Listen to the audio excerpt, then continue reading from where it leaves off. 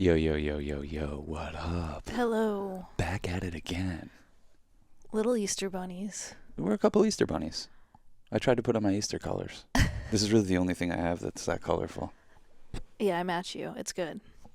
Deadheads for Unity. This is a combination of the Grateful Dead and Operation Ivy. Rare shirt. Yeah, Yeah. Brought it in a park from the person who made it. we're a combo. They did Yeah. a nice ice dye job. Yeah. This is one of my favorite shirts, but it only feels appropriate around when he is risen. Yeah. Yeah. Christ has died, Christ has risen, Christ will come again.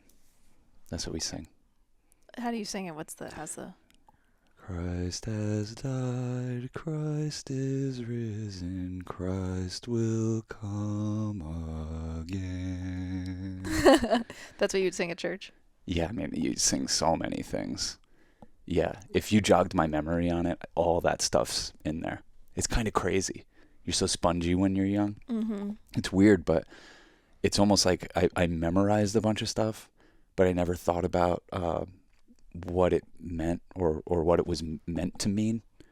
So it's just like It's taking up space in there. yeah, it's just taking up space. But like, no, I mean, it's cool. Like if I can now like recontextualize it and be like, oh, and which I've done, especially like taking a lot of acid and mushrooms and DMT and ayahuasca and stuff. I mean, we did some daime ceremonies where you're including some of those songs that I grew up with. And it's really special. It's cool. I get it. I get it more now. At the time, I didn't. I despised the idea that I had to go to CCD. Like, that was something I had to do, like, after school. That was something, like, on a Wednesday. When you want to be watching like the Mets game or something. Yeah, you definitely just want to be watching Saved by the Bell and eating Hot Pockets and, like, just chilling, playing hockey with the boys. Like, Oh, yeah. chilling out, playing street hockey or basketball. And it's like, oh, no, you have to go off and have some boring old lady, like, make you memorize a bunch of shit.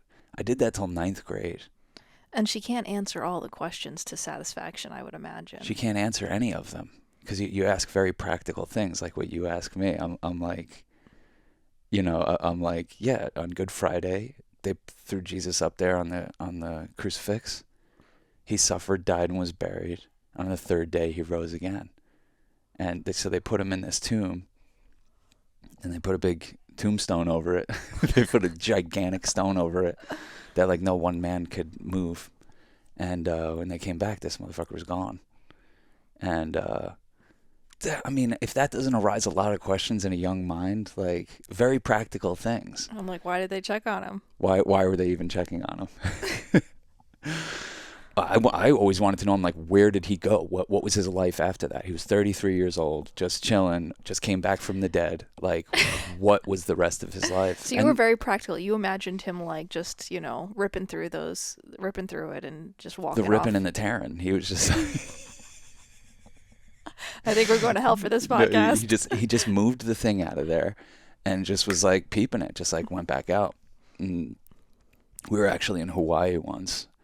And oh man, it was a wild story, but we've told this story before, but like we met this guy on the beach and he came over to us and we were flying high on Somali and he was introducing himself and he was like, I was telling him, I was like, yeah, we took some acid in Somali, just so you know, like this is in the first 5 seconds of meeting him.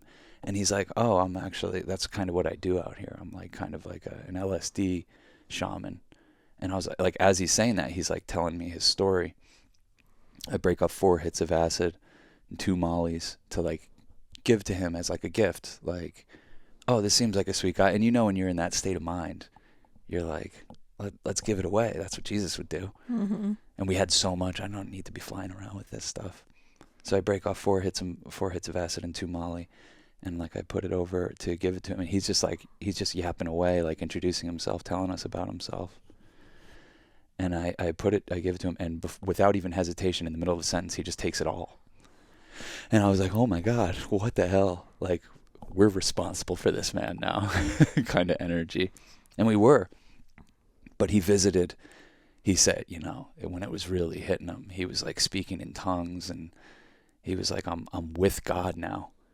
And he was telling me, like, he's like, Jesus actually, I mean, he was channeling all this stuff. I don't even know, like, it couldn't have been based on anything. He was like, my son Jesus actually lived till 118 years old. He got picked up by like a convoy of that was headed to India, and he went and he lived in the Himalayas until he was like 118 years old.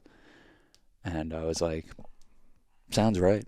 Sounds more believable than anything I learned in CCD. But Well, doesn't your dad talk about how Jesus went to India too? Is there someone else? other people I've heard since then, because Yeah. I came back and I told my parents this wild story. I was like, we And met they're like, this yeah, guy. duh. Yeah, my dad's like, oh, Sean, come on. I already knew that Jesus was in India. I already knew that Jesus lived to 118 years old. And like, I don't even know if Jesus was somebody that actually walked this earth, or if he's just like kind of a symbol, you know? Maybe he was. He probably was, right? A historical figure. Jesus, he probably wasn't as white as milk toasty. We know he looks. that. Yeah. We know that. That's kind of like He'd a probably be trope like- at this point. Everybody knows. He'd be disgusted by all this pastel, I'm sure. Oh, yeah, he never seen colors like this. They didn't have shit It was like black this and white back then. Back in the day, everything was sepia tone. They didn't have these. When he went to India, he maybe got to feast his eyes on some colors like this. But yeah, I mean, his first 33 years were they were a fucking trip, you know. And it's crazy. There's all these religions and wars fought, and like just like all this stuff that was done in his name in the meantime. It's just like, it's so wild. It's so not what he was all about. Every once in a while, I think how wild it is that we just like that there's this symbol of him crucified that we wear around our necks and like put up in our houses, and just Yeah, it's very graphic of a it symbol. is. But it's also like kind of, it's like, you know, mad props for us, you know, for once, like kind of like confronting that, like Yeah, looking at it. the pain of life, the suffering, Mm-hmm. death, Mm-hmm. you know, and, you know, just wearing that symbol is kind of like, it's super like mall goth, you know, like when you think about it, like Yeah. it's like our culture's way of being a mall goth. But yeah, I mean, I kind of love it all. Like I didn't appreciate it as much until like I very much appreciated the faith I was brought up in, like when I was like 18, 19 years old. I really, really needed it, and like I was grasping to it, and I understand how religion can help people through those times, you know. Like my family was going through some really wild shit, and I was just like left on my own, you know, from being with my three sisters and my parents. I was just like left on my own under tragic circumstances. And I just read the Bible every night. I know it sounds crazy. It sounds adorable. Yeah, but like what did you get out of it? How was that experience for you? just some guardrails, you know, something, you know. But like I try to read the Bible and I'm like, what is this even? What are they talking about? Yeah, I mean, Was it just more like a meditation almost? Yeah, exactly. And it's just like, I don't know, it makes you feel good when that's where you point your faith too. Like when it's just like it's just like, it's like self-hypnosis of like, I'm doing the right thing. I need to be studying the Bible every night. Yeah, And I'm a good boy. Yeah, I was like really just trying to be a good boy. I had not discovered chemical parachutes out of my pain and suffering. I not only had not discovered them, I was like rejecting them. Like I knew that Well, you saw where that led. it pretty much led to the tragic circumstances my family was going through. You know, I saw my dad going through that, and I was like, I'm never going to drink. I'm never going to do drugs and all this stuff. And so I clung to that. And it prevented me from like having sex with my like long-term girlfriend. Like we were both like devout Catholics. So what did you do instead? Come on, babe.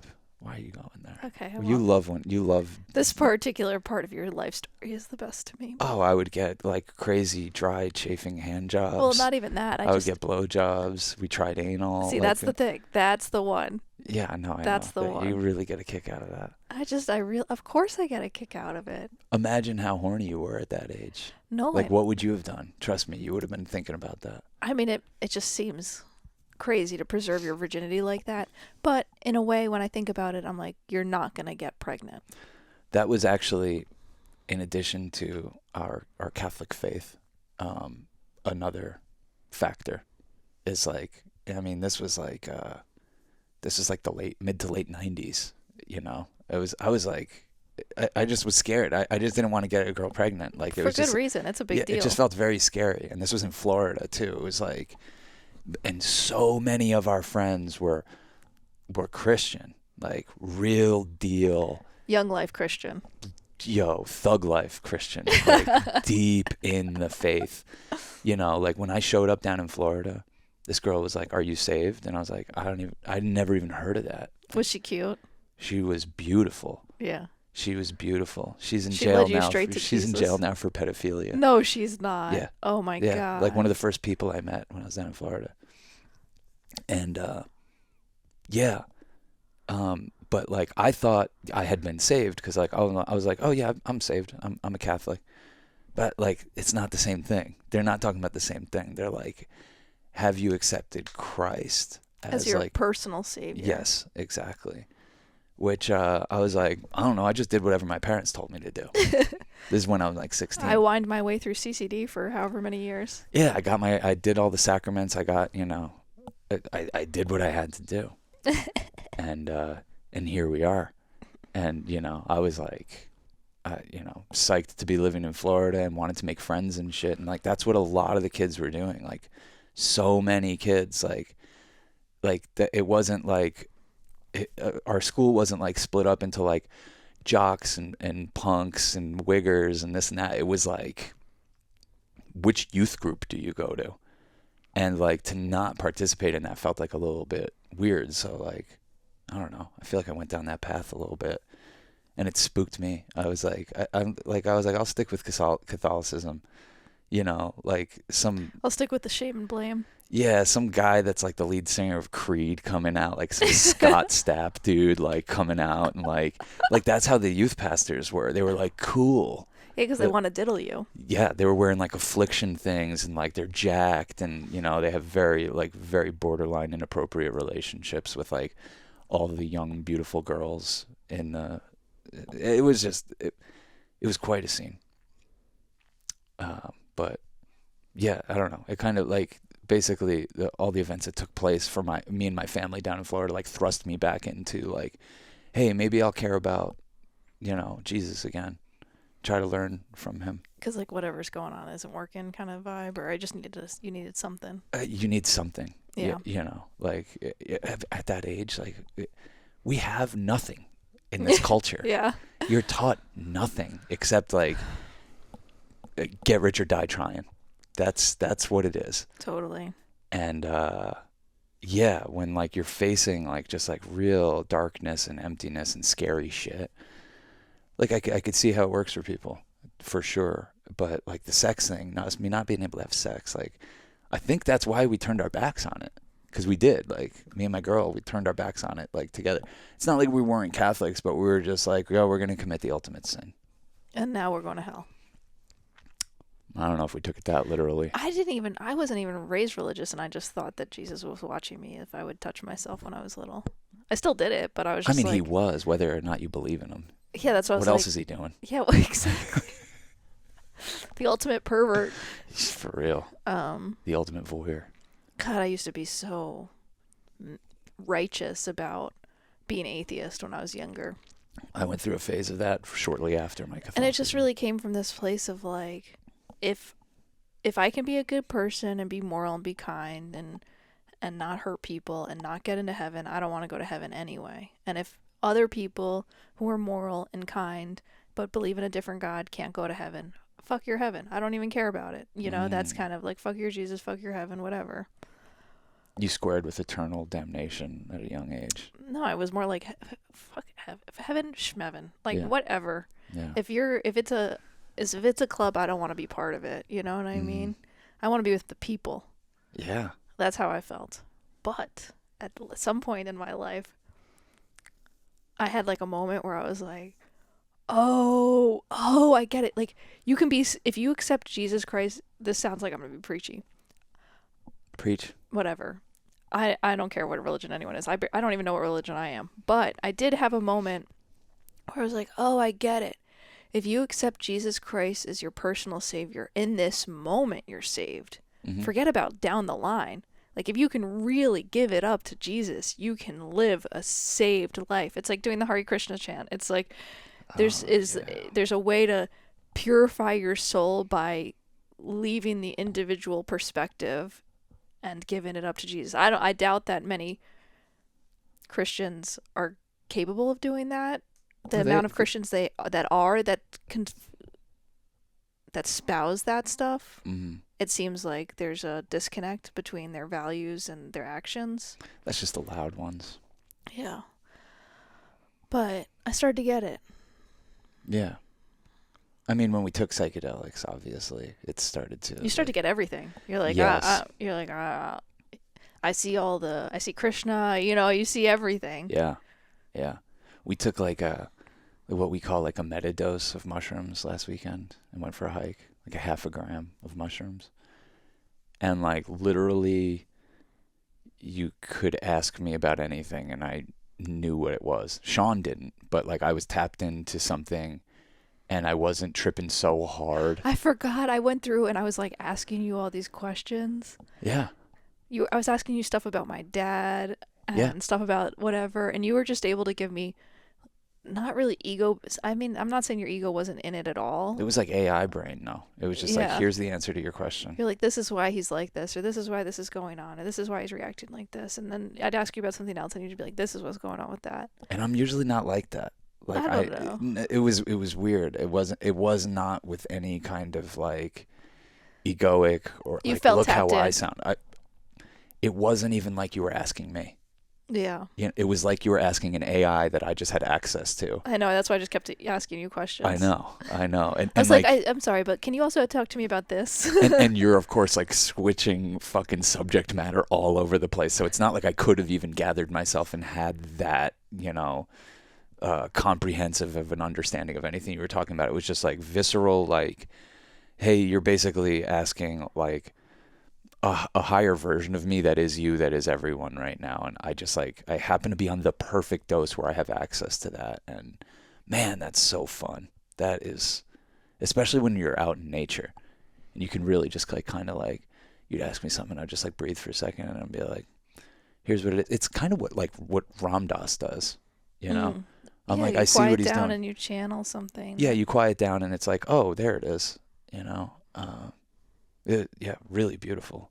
Really beautiful. Great time. Highly recommend the meta dose. It's hard to get right. The dose that doesn't like kick your ass and like have you, like for me, at least with mushrooms, like in the fetal position being like, I'm suffering, dying, and being buried right now. Mm-hmm. And it's always like on the third hour I rise again.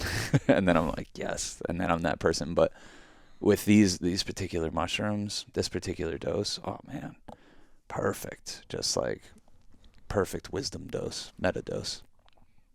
Yeah. But, I kind of like, I like thinking about all that stuff. And like, I think it's a weird thing, like how you kind of like, I could stray from the religion that I grew up with and I can curse it and I can say, what the hell? What were my parents thinking? Why'd they pull me into this thing that's like a known pedophilia ring? Oh, yeah. Like, or you'll be like, oh, this is why I have like this crazy shame or this. It is. I mean, it's indoctrinated into you that like there's like this entity that pretty much like hates you until further notice. Like it's really hard to get that out. Like just like I'm saying, like I have access to all these prayers and songs. It's not and like teachings. Jesus loves you. It's like it is, but it's also like you're being watched, and there's sins, and if you commit and some of the too many sins are kind of simple. So when you start to do them, like have premarital sex, you're like, well, I guess I'm a sinner, and then it just kind of opens the floodgates. It's the weed of. It's the gateway drug. How weed is the gateway drug, because it's just all of a sudden you smoke weed and you're like, this is what they've been warning us about. Okay, I can't trust them about anything. And then you do premarital sex and you're like, this is what's sending me to hell. Well, it's freaking worth it. If I'm going to hell in a bucket, at least I'm enjoying the ride. Yeah, absolutely. Shout out Bob Weir. Deadheads for Unity. But you know what helped us both? You for the first time and me like recontextualizing all this stuff is like, of course, Joseph Campbell, you know? Yeah, he made sense of a lot of the stuff that we were being very practical about. Yeah, decoding the myths and yeah, especially like the stuff that's so confusing. Like, you know, what a virgin birth? Like this makes no sense whatsoever. And then like he's like, "Oh no, like every known religion has some form of that." And you're like, "Really? What?" And he breaks down like what it's a symbol for, and same thing with Easter. Like there's like a lot of these religions have. Do you have something? I'll read it. I mean, it's not too long, but it's. You want to it's, learn about Easter? Here, we could teach you about Easter. Well, I have a little more context. What is this? What are you about to read? The Symbolic Meaning of Easter by Joseph Campbell. Great, cool. I'm all ears. Bunny ears. Well, first I'll contextualize Easter. Easter from Joseph Campbell. Easter is calculated as the Sunday that follows the first moon after the vernal equinox. It is evidence of a concern centuries before Christ to coordinate the lunar and solar calendars. What we have to recognize is these celestial bodies represented to the ancients two different modes of eternal life, one engaged in the field of time, like throwing off death, as the moon its shadow. To be born, this is a mess. Let's start over. You're a mess. I'll start Can from you just read like a normal person? Yeah. Okay. It sounds like, honestly, it sounded like you were doing jump cuts. No, I'm just going to read the part that I read before. So let's. Okay. Come. Cool. Can you cut this part? No. No.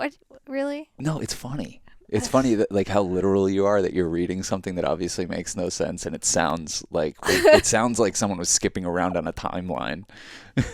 Well, I reread. Oh my god! If I butcher this next part, even though I pre-read it, it's embarrassing. Whatever. Just do your best. Just take a breath. Okay. And read us something. I do know how to read. Obviously. Let's see. Okay. What has always been basic to Easter, or resurrection, is crucifixion. If you want resurrection, you must have crucifixion.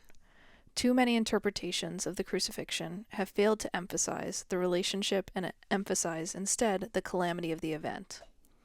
If you emphasize the calamity, you look for someone to blame, which is why people have blamed the Jews.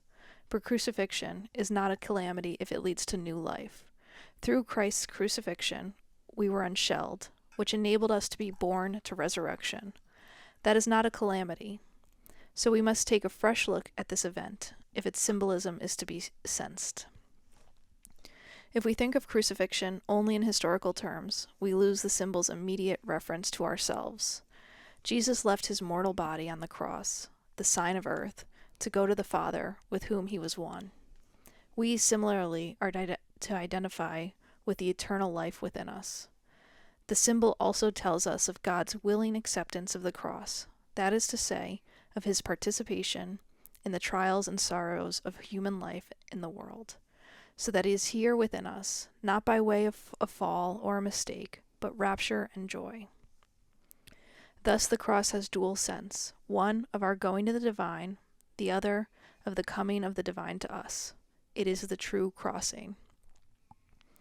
In the Christian tradition, Christ's crucifixion is a major problem. Why could the Savior not have just come? Why did he have to be crucified? Well, various theological explanations have come down to us, but I think an adequate and proper one can be found in Paul's epistle to the Philippians, where he writes in chapter 2 that Christ did not think that godhood was something to be held to, which is to say, neither should you, but rather, yielding, he took the form of a servant even to death on the cross. This is a joyful affirmation of the sufferings of the world. The imitation of Christ, then, is participating in the suffering and joys of the world, all the while seeing through them the radiance of the divine presence.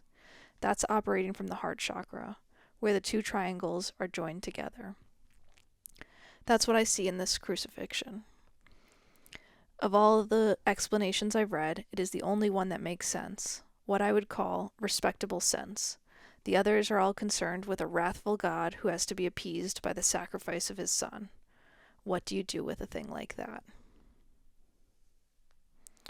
It is a translation of the sacrifice into a crude image. The idea of God being an entity that has to be appeased is just too nasty a concretion. That's what I'm saying, and that's where like I think I feel like that's where a lot of religion loses people, you know. Yeah, with the wrathful God. Yeah, because it just doesn't feel true. Well, you also, when there's someone who's wrathful or your boss, you're like, Of course, you're going to turn your back on it. we're inherently anarchists. We can't help it. We don't like to, people are just, they have a rebellion streak. Yeah, I don't believe in you. I don't believe in you, Dad. You know, that's one way of turning your back on this thing. But I like the way, I really, really love the way that he decodes that and all myths. If you haven't heard of Joseph Campbell, which I doubt if you're listening to us, get into it. It's like, he's the man. And, you know, I think like, I've always thought of like religion as like one of a container for spirituality. Spirituality is like such a big inherent thing, and religion is like a masculine like kind of dominant container around it, and it can really help a lot of people, but at the same time I think it can really hurt a lot of people because it gets commodified and bastardized and is used to control people, and I don't think that's what Jesus wanted. I know he didn't want to control people with his teachings whatsoever. It was an invitation, Yeah. an offering, Yeah. rather than a dictation. I mean, maybe, I don't know. I guess maybe it was a dictation, but that seems like it was a kind of a how the translation is. I mean, he was going around saying we're all God. He was not saying like, he's not saying I am the only son of God. He was saying we all are, you know. So he's talking about a form of consciousness, and we call it Christ consciousness. And that makes much more sense to me.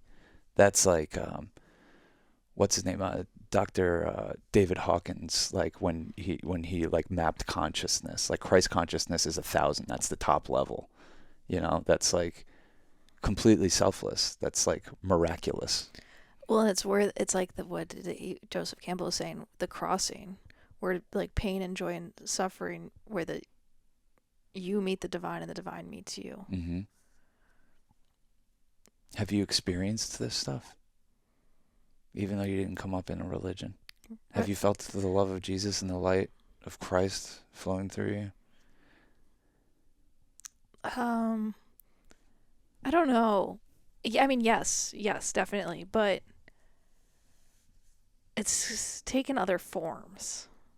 For me, it hasn't been Jesus. I haven't been like, oh my God, Jesus is with me. At least I'm trying to think. I've had a lot of experiences with the divine and the meeting of the divine, and I'm trying to. I had a more relationship with the Son than I've had with Jesus. He is, it's like all, literally it's all the same. Son, but that maybe makes sense. Yeah. You know, the Son. Yeah. You're tapping into your ancient roots, way before Jesus even was a concept. Yeah, but he was kind of a dominatrix. The Son? Yeah. I know. I saw you having sex with him. Yeah, so I don't know. I caught you. So I don't know if that was like Jesus or more just like my depraved energy, and I don't know. Have you had a relationship with Jesus? Have you of course. No, of course you've had a relationship with Jesus, but mine comes more like in moments of beauty and in church, actually. My biggest moments of relationship with Jesus have been when I'm like in a group of people praising Jesus. I'm like, I get totally on board. Yeah. Yeah. Well, a group of people focused on one thing is always kind of a healing and revealing experience, wouldn't you say? Mm-hmm. Like we go to comedy shows. Like, why do we come out of there feeling so great? It's just like all these people, you know, suspended all their bullshit and went in and focused on one thing, and we all, you know, with the intention of laughing together.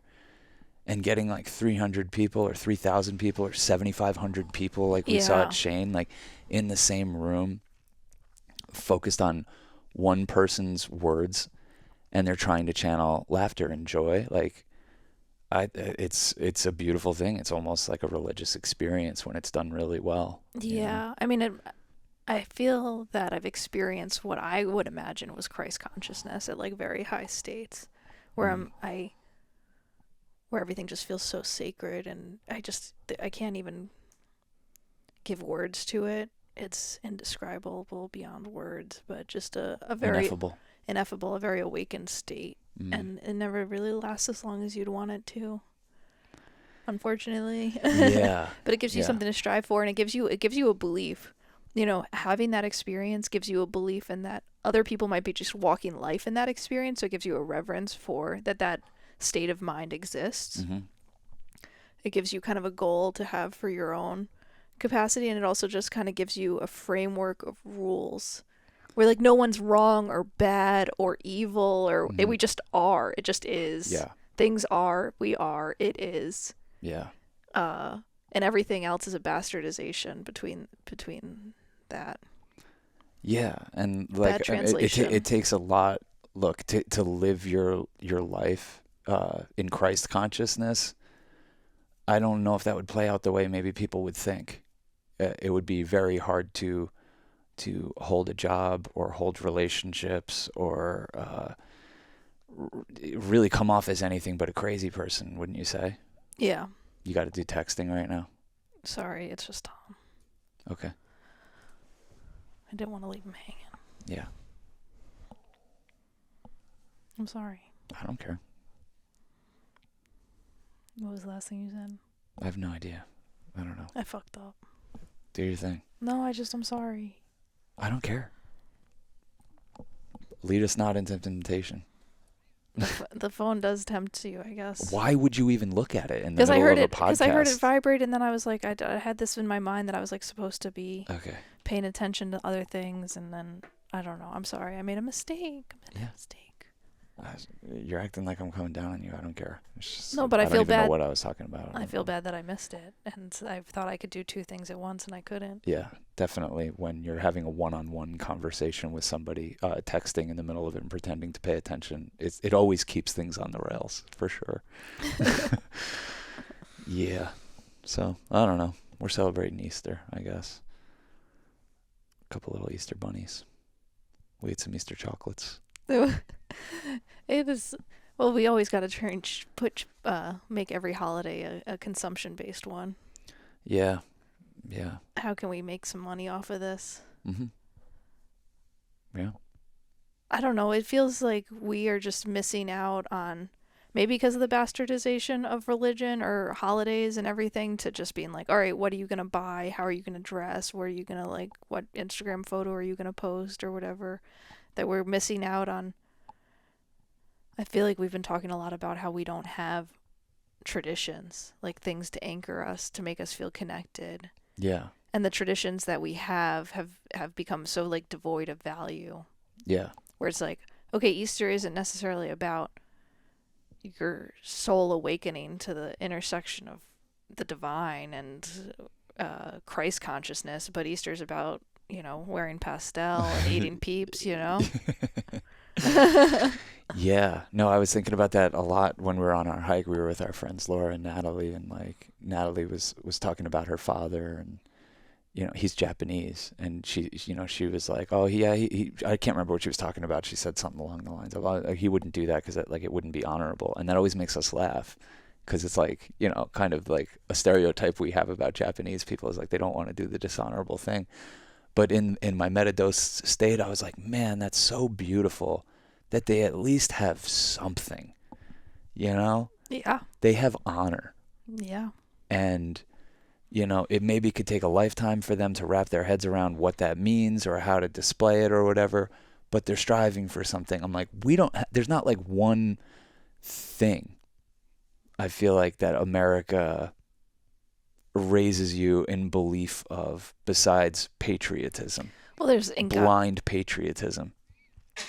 There's like in God we trust on the money, right? Yeah. But it's on money, which is just of course bizarre. Yeah. And pledging allegiance to the flag, like you're saying. Yeah. But we don't even understand a lot of our gods, or the way even it's like a repentant. You want to repent to God. You want to, that sort of thing. So it's I like that we're such a melting pot of different energies coming together, but it does feel like we're missing a stronger foundational base.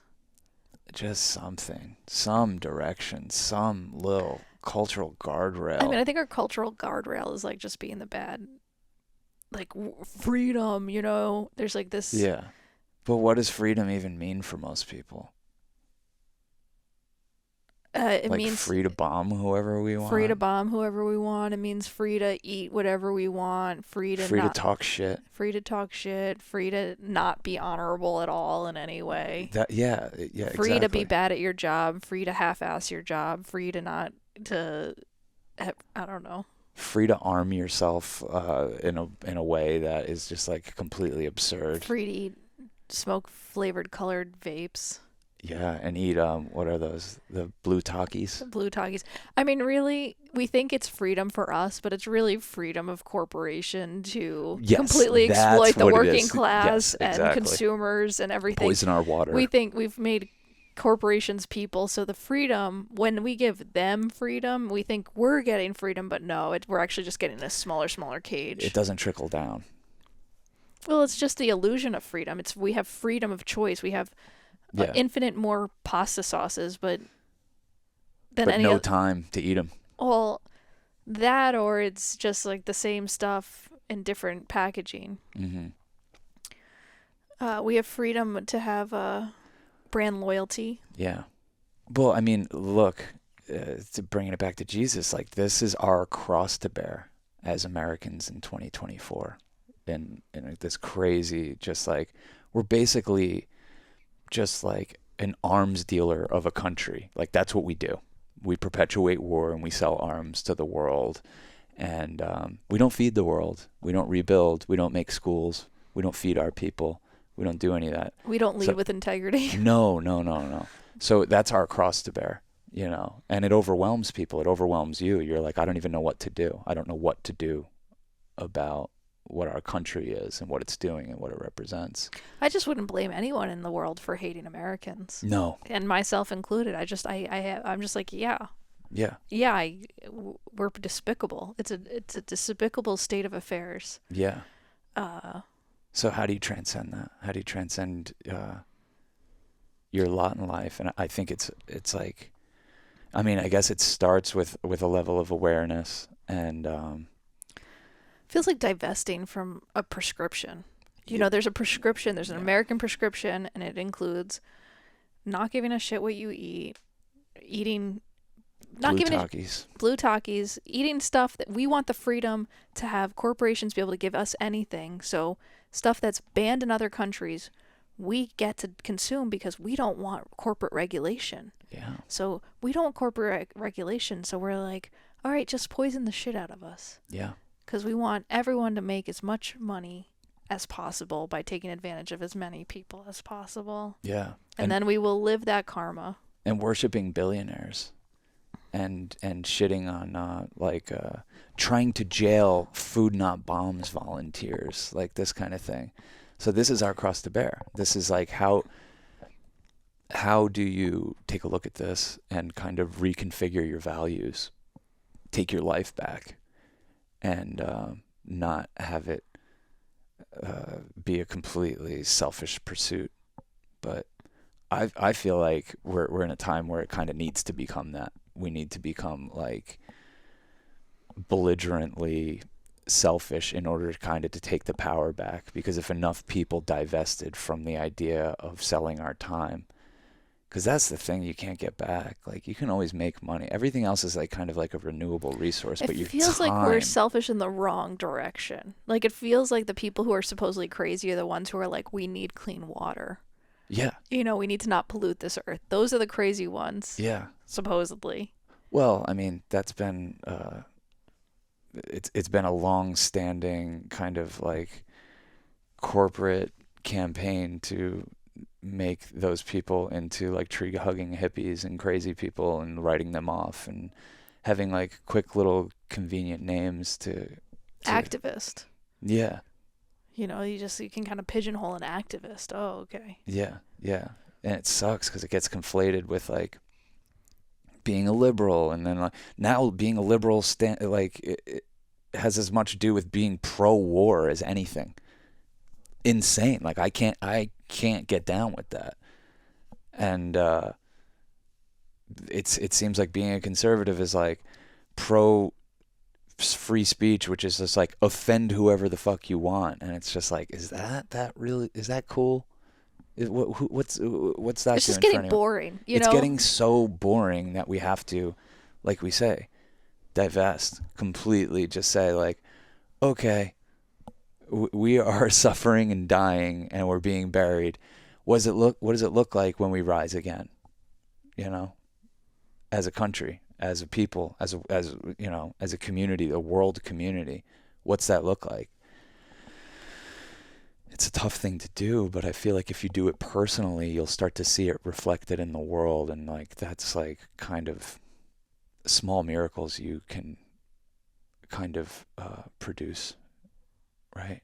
I don't know. That might sound wild. The acid's really hitting me right now. I don't know. It makes sense to me. If you prioritize caring for people. Yeah. And prioritize caring for yourself. Like I'm saying, like it really, really like how can you care for people if you are just like eating like shit and treating your body like shit and not getting exercise and not getting outside and not getting sun? Like, how can you even begin to care? Because it's crazy. You'll get clouded in depression and just like stuck in dualities, and like it's really hard to function, and it's really hard to even have the ideas of how to help when you're not fully functioning. You know what I mean by that? Yeah, of course. So, you can't even be creative. And that's, no. You can't break the chains. Yeah, you're just in a state. You gotta free your mind and your ass will follow. Absolutely. And maybe that's what Rapture is. Rapture, sweet Rapture. I wonder what Joseph Campbell says about that. About Rapture? Yeah. Let me see if I can find a little something. Mm. I kind of wanted to hear what he says about the virgin birth too, but maybe we could get around to it.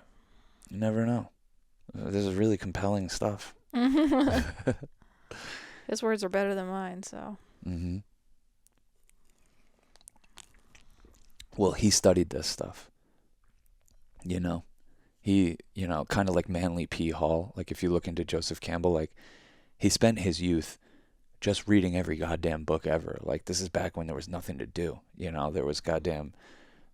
could go to the library, or you could, Yeah.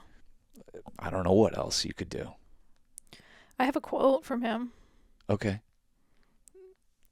That's short. People say that what we're all seeking is a meaning for life. I don't think that's what we're really seeking. I think that we're seeking is an experience of being alive, so that our life experiences on the purely physical plane will have resonances with our own innermost being and reality, so that we actually feel the rapture of being alive. That tracks for me, because whenever I think of, we use your dad so much as a figurehead of his like relationship to addiction, and I use it as my own, but it's easy to see it outside of yourself, And there could be no louder example. And he's pretty loud about it, Yeah. But when I think about it, and I think of our lives compared to his, I'm like, the cigarette helps him feel freaking alive. Like, what am I going to do? Take everything? He's drinking a soda. It helps him feel alive. It gives him something to live for. Like, what am I going to do? Take that away from him? Yeah, I know. It's a tough thing. Look, it's hard to say what's right for other people. I don't know. Like I'm now a little over 3 months like sober. I haven't really I'm obviously taking my weekly acid dose. But like I got off. Sober enough. I got off the my habitual acid's weed, not nicotine. Addictive. No. I mean, I like to have fun once a week and take a little acid. Yeah. Tell me when you're done texting. No, I'm looking up the virgin birth quote. Oh, okay. You can do it. No, let's finish the Rapture though. Jeez. Being now a few months into it, you've seen me kind of struggle with like, what is life? What is being alive? What's the point? Not fully going there. I've gone there over less things. Over hot sauce. I'm like, I'm eating gruel now. Yeah. You E- successfully quit hot sauce. That took like a week. Yeah. But that's just to say, a week of not doing something, your breakfast will get the flavor back. But there was a week where I was like, I make a delicious breakfast every morning, I will say. It's what my life is currently doing. I'm Yeah. figuring out how to get the flavor back. Yeah. And on the natch. And look, it might not always be this way. I like to say I'm just on a tolerance break. I'm not a sober head, obviously. Like I don't take it that seriously. But there is something about this balancing out that like I'm really digging, and like a clarity. And that said, like we're in the midst of this crazy job we're doing right now. And I'm like, man, I get it. I get why anyone, like, we have to do this once a year. Once a year, we like batten down the hatches and we work our ass off for like 2 months. And within those 2 months, there's like a week-long shoot that's like very intense. But if we had to do this all the time, like the shoot we're a part of is part of a bigger thing that's gone on for hundreds of shoot days. And like if we had to do this all the time, I'm like, how would I do it without nicotine? How would I do it without weed? I wouldn't even know how to calm my stomach enough to get on the subway in the morning to get to the job Yeah. if it weren't for weed. But like I told you, before I discovered weed at 30 years old, before I really embraced it at 30 years old, I just went around in a perpetual like low grade stomach problems, like my anxiety just constantly just keeping my stomach just churning, feeling like I'm about to puke or shit myself on a subway, like in crowds of people. And like I feel like I've kind of like somehow, after a decade plus of just like abusing drugs, like calmed that down, or I don't know. But I get it. Like if I had to do this day in, day out, like I get it, like it's easy to say like, like, well, why do people need these pacifiers? Why do people suck on these little vapes? They know they're bad for them. Like they know they're terrible. Why do people need that? It's like, how else can you get through this fucking meat grinder of an economy and what's expected of people and what's not only expected, what's necessary to survive? Like I get it. Like I get why people need these things, why people need religion, why you need a sweet little vape, why you need your cannabis, your coffee, your vapes, your Xanax, your Adderall. Like I get it. There's like a convenient shortcut for the thing I'm trying to do on the natch right now. Most people just don't have the time to wrap their head around or attempt to do. Because like, how could I quit all this stuff if we didn't have time? If we hadn't afforded ourselves like the time to do it and the spaciousness to do it. I was a bitch for like a week. You'd get fired. I would get fired. I would literally, getting off nicotine would get my ass fired. Definitely. Yeah. So it's like, it's like I get it. I don't know. Yeah, definitely. And I don't even know. Like, yeah. And forget about eating good. Forget about exercising. Like these things like that are necessary to like stave off depression and your temple falling to ruin. Like those are necessary things that most people just don't have the time to because they're busy surviving. And it's such a fucking tough grind. Like I got to hand it to people who like work so much and work their asses off and like they don't give up and they keep trying. And whatever you like, I've always said, like, you can't judge a man for what they have to do, or a woman or whatever, for what they have to do to kind of like get through life. It's just sad that we've become more and more reliant on these very convenient shortcuts, whereas most people, given a week of sobriety, of spaciousness mm-hmm. to access, their just go true self. or go through the grief of Yeah. whatever the thing is that was the hole in the dam that thing was plugging. Yeah, yeah. The grief of being human. I mean, Mm-hmm. the grief of everything that's going on in the world. I mean, work is such a crazy distractor. Lately I've been feeling, I have these moments where I'm like, oh, I am the zone of interest. Yeah, that is life. Life is, there's literally a genocide happening right next door, and I'm worried about making sure The bills are paid. that I do a good job at my job, Yeah. that the bosses like me, Yeah. that I ensure working again, and that Mhm. I want to do good. So we give our power away from uh the oneness to, okay, here's my boss daddy, Yeah. and I just want to impress them and let and them know I did a good job, and figure out how to do a good job. But them wanting me to do a good job, the boss daddies, is like it's in service of whatever the mission is. And for most of us, the mission is, I don't know, it's It's not detrimental to our soul. detrimental to the soul. It really is. And it leads to like the further feeling of like disconnection, which leads to depression, which leads to these crazy high suicide rates and deaths of despair and drug addiction, the likes of which the world has never seen. Here in America, Mm-hmm. we supposedly have it better than everyone else. We're like, let's get the fuck out of here. And yeah, so many people are like, get me off. Get me off. Yeah. Rapture, sweet rapture. Won't you lay your hands on me? Zone of Interest is, I think, one of the best and most powerful films I've ever seen. Like, such a goddamn achievement. We've talked about it before in one of our Patreon episodes. And it's so funny. I was doing a boys club with Joey, and he's like, I saw the worst movie ever. And he's talking about Zone of Interest. And I'm like, oh, well, man, I feel like it's such a powerfully charged symbol for everyone's life. Yeah, if you go into it thinking you're going to watch something happen rather than something's going to happen to you. Yes. Yeah. And that's, I think, what the movie is. You just have to like go in and let it happen to you. Yes. Yeah. And allow the spaciousness to reflect on our lives and how familiar they are mm-hmm. to the Nazi family that's depicted outside in that Auschwitz. Movie. Yeah. Yeah. And let that fucking just wake you up a little bit. Yeah, and look, some people don't like that. It's like, look, of course we like it. That's the kind of movies we make. We make a movie that's just like, let this happen to you. Let this change you. Don't expect it to happen in the movie as much as it's going to happen to you from watching the movie, from being exposed to this.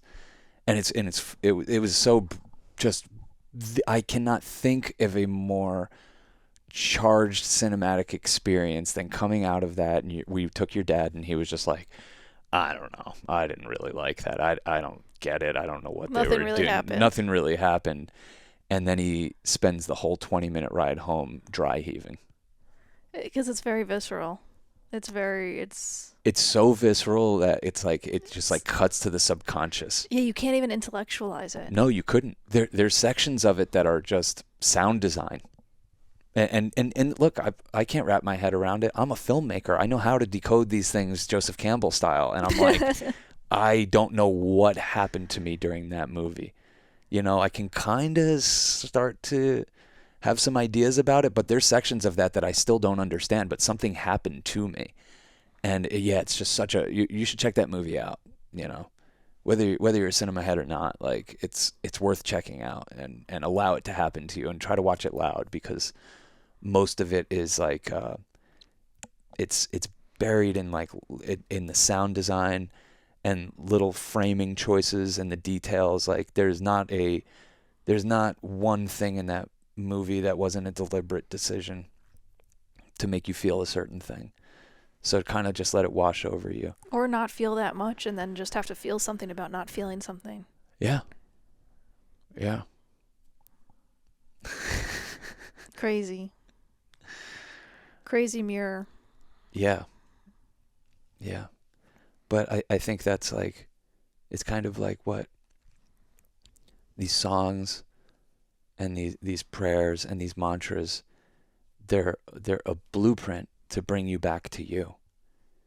So you can even have some sense about what to do, We were talking about hanging out with our friend Natalie. Shout out to her. I know she listens to this. Like, she definitely wins the award for like the biggest 180 I think I've ever seen take place in another person. And it's her story to tell, but I'll just say, like, she had an awakening, and like we were there for it, and she's doing something about it. Yeah. I think she was like, had done all the reading and led everything to the moment that the mushroom allowed for the transformation. Like she was very ready for the awakening that was the mushroom, which is actually a beautiful thing. It's almost like I feel like she pre-integrated a spiritual experience. Well, you know what's crazy with her in particular is like we could see it from a mile away. We're like, yo, you're like you're on track for like a breakdown, something like this is not sustainable. Like the way you're living your life, it's just like too much work. It just felt like just getting tighter and tighter. And you had offered her psychedelic experiences in the past, like I'm talking years ago, and she was always like kind of like, It just wasn't the right time. yeah, just it just wasn't the right time. And for one reason or another. I think And it's because she pre-integrated it. It was she yeah, wanted to be prepared for the experience. she Anyway, knew it was going to be a big I hope deal. she'll one day come talk to us about it Yeah, on that here. would be That'd cool. We should have her on, and But she could talk about everything. But like literally, she went from somebody who was very straight laced to somebody now who's sitting here telling me about the Palladians. I'm like, damn, you really fucking did a full 180. And she's like, if I would have known, if you would have talked to me about this stuff 2 years ago, I would think you're crazy. yeah, she's And further out than me. That's for she's sure. right now further out than us, and that's a beautiful thing to see someone kind of go from like the kiddie pool of life and like just following the rules and staying in the thing, and to like jumping in the ocean and swimming out past us, like being like hell yeah. And now she's helping, like reminding me of stuff that was like so fresh and like on the tip of our tongue when we first kind of went through our transformation 10, 12 years ago. I don't know, I just think that's such a beautiful thing. It's why we need to stay connected with people, you know, because they help us. Yeah, we help They each help other. raise our frequency. Definitely. You know, they help tune us into those different channels of life where you can accept things. And like, she was stuck on a channel that couldn't accept it. Aliens and Palladians and psychedelic healing Reiki and even. Reiki and all this far out stuff that now she's going towards like No, fully. she's a very powerful, empathetic, intuitive, tapped-in healer, and Oh my God. I think everything that she's been doing is leading towards like her really helping people with She her helped energy. me. She's Yeah. already helped me.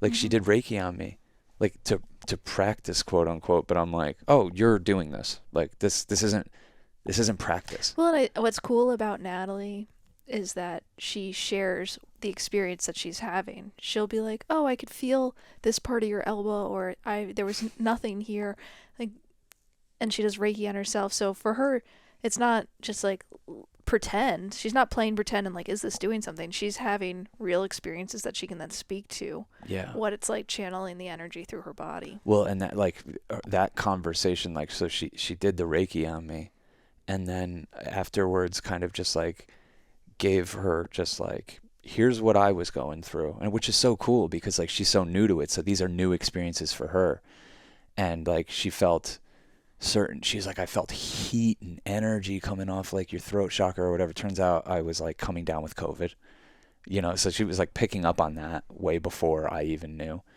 And like the part that I wanted her to heal, my elbow, she said, like, she's like, I felt nothing there.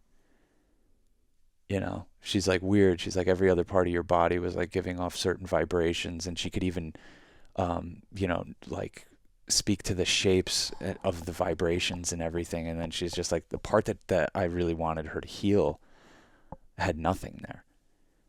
And it started to make a lot of sense to me when we were on this metadose the other day, because this is like this is a sex-related injury, you know.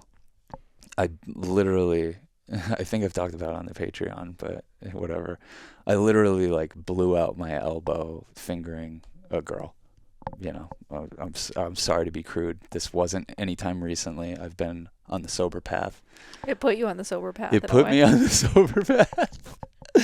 But like, oh, I mean, we had a great time, but like, and you were there. This wasn't me running around. This isn't anything weird like that. It's much weirder. But we had a great time and we really connected with this person. And I just have had a daily reminder since then.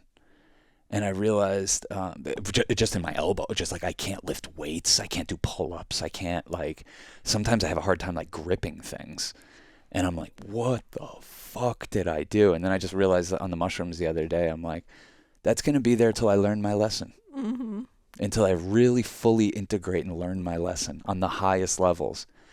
And it hasn't hurt since then. Really? I haven't talked to you about this. I didn't want to, I don't even, it's been a week. You don't want to jinx it. I almost don't want to jinx it, but it's been a week and I'm still going to favor it. And I want it, if it's an actual physical injury, I want to give it time to heal. But isn't that crazy? Kind of like taking a little bit of mushrooms and being kind of just speaking to it from a different perspective. Like I said, that day I was just tapped into my highest self, and I was like, we were talking about your dad and this person, and I'm like, I got answers for everything. And then when it came to my elbow, I was just like, oh, that's going to be there till I learn my lesson. It kind of, it hurting you and it just being such a big impact did feel like something. Even before this hike, we always kind of knew that you were calming down. Not that your sexual energy calmed down, but your expansive sexual energy calmed down. Yeah. Oh, look, you had a very similar thing. And I don't know if you've wrapped your head around this, but that's just how I felt when I was on the mushrooms. My foot? Yeah, your foot. You injured your foot in a fit of rage towards me. You kicked something.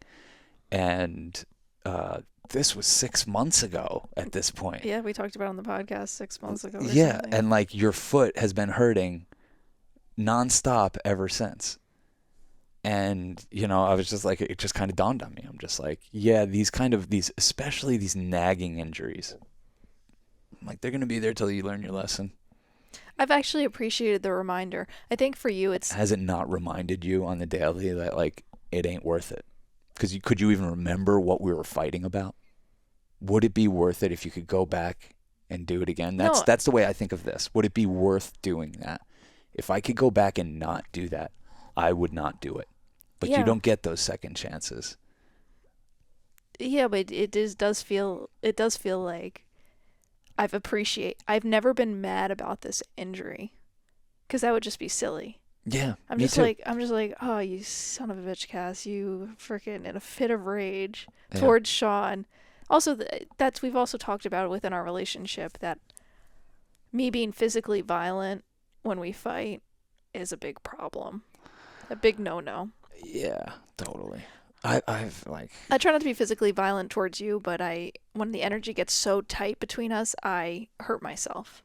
Yes. And I've hurt, and whether it's I'll hit my head or my hands or just whatever myself. Sometimes you'll come towards me with it. No, with you it's more get the fuck out of my face energy. Yeah. I did kick you not too long ago. Yeah. In a fit of rage, but you were just so annoying. No, I'm just kidding. You didn't deserve it. I promise. Yeah. Well, I just have this idea that women are allowed to do that, and other women have done it to me. I've never.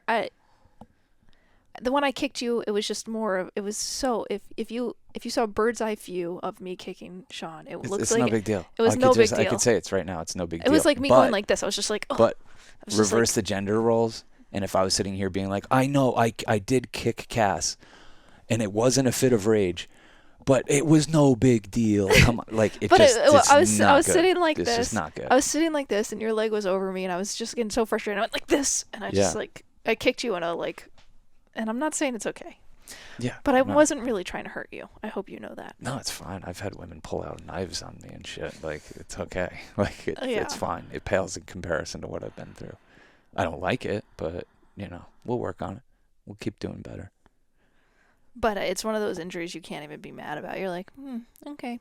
Well, I guess I deserve living with this injury for the rest of my life. That's kind of how I feel. I guess my inability to transmute energy and allow Sean to get me so frustrated that I have lost self-control and hurt myself. Yeah. Well, that's kind of just a perfect reminder. This is you being a vengeful God on yourself.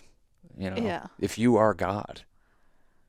Yeah. And you can stop that. No, and I think the pain will go away. And I think it has. Yeah, it's gotten a lot better. Yeah, me too. I kind of can't believe it. you haven't wanted it. I think you had this like desire thing that it's tampered because every time you desire, you don't even have the space to desire anything because you're like you have this injury that reminds you. Like I'd rather not have this injury than think of my life as being more interesting or exciting or Yeah. and it's a microcosm for what happens in these relationships with women. It seems all fun and dandy, but you always get hurt, Yeah. I'd rather it be this than the other ways I've been hurt. Yeah, and there's hurt that happens. It's in relationship. This came in the perfect form too, because I was just like, and I would still say this, like this person that this happened with, I'm like, I love her. Yeah, of course. She's amazing. Like I want to spend more time with her, and I would sexualize her more if I didn't have this injury. So I'm not like sexualizing her, because I'm like, God forbid she needs me to do that again. Like I don't know what I would do. I don't know what I would have to do. I would have some explaining to do. Oh my God. Do you want to talk a little bit more on the Patreon? Oh, we gave it all out in here, but sure. Well, we're now in territory where I think if we're going to keep talking about this stuff, we should hop on. We'll do a little afterglow. That's what. We've been doing short and sweet ones, so. Yeah, like honestly, our Patreon is, I'm so proud of it. There's so much fun stuff on there. And if you like these episodes, there's pretty much always a part 2 that we throw on Patreon where we somehow get a little looser. And your music shows keep going. I cannot believe how many episodes are you doing? I've done 184 music incredible little radio shows. If you need a soundtrack to doing art or hanging out or driving or anything, I think we're it's doing drugs. Such a service. Yeah. I'm so grateful to everybody who's been with us on this journey and kept us doing it with their love and support and what everything. keeps me going more than anything is that Discord community. Yeah. Like just the way people talk in there and connect and it's just so awesome. There's something for everyone in there. There's some wolves. And you can bring it, and you bring whatever you want. Bring whatever. Like it's a community that like we're not even in charge of. We just happen to like have the space for it. I do wish that there would be more talk about Jesus. We could get this episode. I know because I know there's people in the community who know a lot. Yeah, yeah. I know a lot of people have been raised religious, and I want to know about it. Oh my God! When we did space camp. When we did our first space camp, September 2021, like people were dying to get out and connect. And like, we brought all these people, we brought like 50 people together to take acid together. And a bunch of them were like people that took acid for the first time and they were raised in Christianity. There was a lot of Jesus talk, like some really heavy stuff that are really still to this day, like I hold near and dear as like true, like, beyond religious like moments of like connecting with people. And yeah, we could talk more about this on the patreon.com/churchofchill. Thanks for joining us, y'all. Peace, love, and magic. Peace, love, and magic.